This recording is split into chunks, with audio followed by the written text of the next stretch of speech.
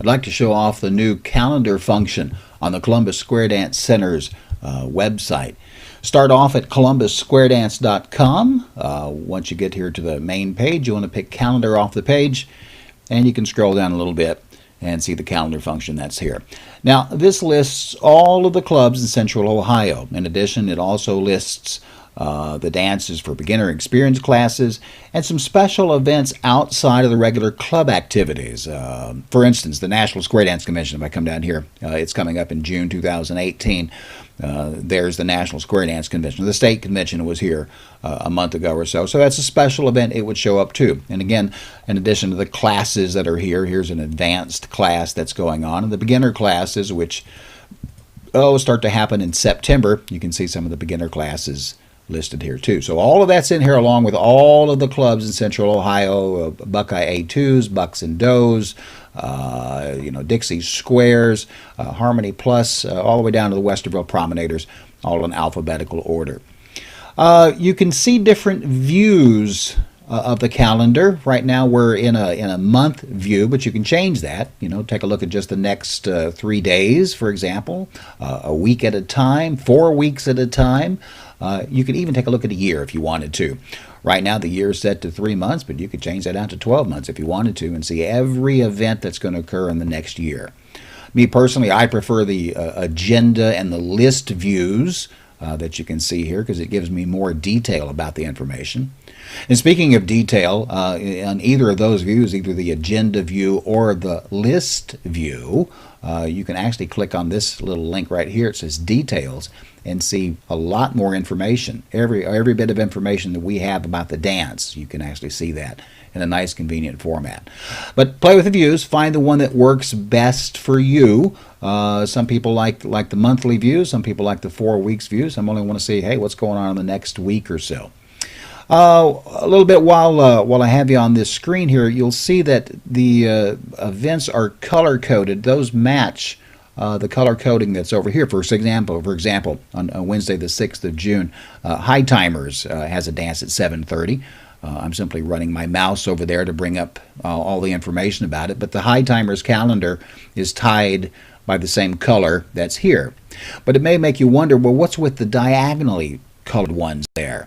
Well, that's when an event is under 2 calendars or more. Sometimes it can be under 3 or 4 different calendars. But for example, on Thursday the 7th at 7 p.m., this advanced class is actually sponsored by the Buckeye A2's club, this club here.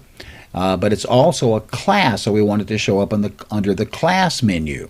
Both under Buckeye A2s and classes. So that way, depending on which way you're looking for, if I'm looking for just Buckeye A2s, it shows up. If I'm looking for just classes, it'll show up there.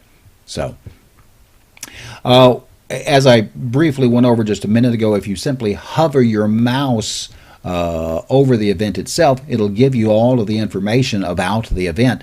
And sometimes there may be more, so if you click on the event, it'll actually bring up a screen and provide you with all the information that we have about that event. Let's see here. Again, feel free to explore the views and find out the one that works best for you. Let's see, show you some of the other things that you can do. Let's say you're only looking for one specific club, for example. Let's say that you're only interested in seeing what dances Bucks and Does have. So if you look over here on these menus, if you click right here on the far right-hand side of the thing, that will show you that calendar only. You can actually see the little balloon that popped up there, show this calendar only. So clicking on that will show me, in this case, just the events for the Bucks and Does. That's all I'd be interested in looking at. Now, I could add calendars to that if I wanted to, exclude some others. But let's say I also wanted to take a look at what Friendly Ties is going on. All I got to do is click on that. Grove Cities, let's add those. Hicks and Chicks. Now all I'm looking at are those calendars that I've selected over here. And in the views that I'm picking, then that shows just those calendars that are there. To get out of this, to go back to looking at all the calendars again, just double click on the eye. Click it once, click it twice, and it'll bring all the calendars back. Let's see. Let's take a look at the filters. That's a good, strong thing. For instance, let's say that you were only looking for beginner classes, just for this example here, that you're not interested in the club dances, you're only trying to find out when the beginner classes are. So as you see here, this beginner class in October of 2013, where, you know, the calendar just happens to be sitting right now, it's a beginner class for bucks and does, but right now we're only interested in finding all the beginner classes. So under the filter, if I just typed in beginner, the only thing that would appear is any event that has the word beginner in it. So that's an easy way to maybe whittle down some of the selections. There's different ways, like for instance, let's say that I'm only looking for dances that are dancing at the A1 or A2 level, that include those dances. By coming down here on the dance level type, if I click that, then these would list just the events or clubs that are dancing at A1 or A2, or any other pick that I want. If I just wanted the plus events, you know, in A1, A2. And those would list those. So that's kind of how you can use the filters. One other thing that you can do to continue to filter things, let's say that I was interested in looking at all the events or anything except the beginner classes. Again, like September 30th here, we got a couple of beginner classes in the Bucks A2. So if I come up here to the search function and click on the little search magnifying glass, I can actually put in different search elements. So we're going to put a minus sign saying, hey, I don't want to look at any beginner class. Change some of the dates around to get a broader range. And when I hit search, if it has the word beginner in it, it won't appear. So if we go back all the way to September 30th, where I think we were just a bit ago, there we are. See? No beginner classes there. That search thing got rid of all the beginner classes just for this purpose here. It's still there, obviously, but we're just not having them displayed to us. All right, let me close out the search function here. A couple other really neat things that you can do up here in the upper right-hand corner. This is called a hamburger. It kind of looks like a hamburger. All it is mainly a menu item, but because there's no room across the top of this to put any more words, under the menu thing, you have different menu options. But what I want to show you is the preferences. If you come under the preferences over to email notification, you have different notifications you can have. This first one, under email notifications, you can be notified about any of the changes of the calendars that you're interested in. You can be notified immediately, just give me a daily summary of what's going on. You can pick all of the calendars for all of the clubs, or you can select the calendars that you want to get information of. All changes, new changes, important changes, you know, pick which ones that work best for you.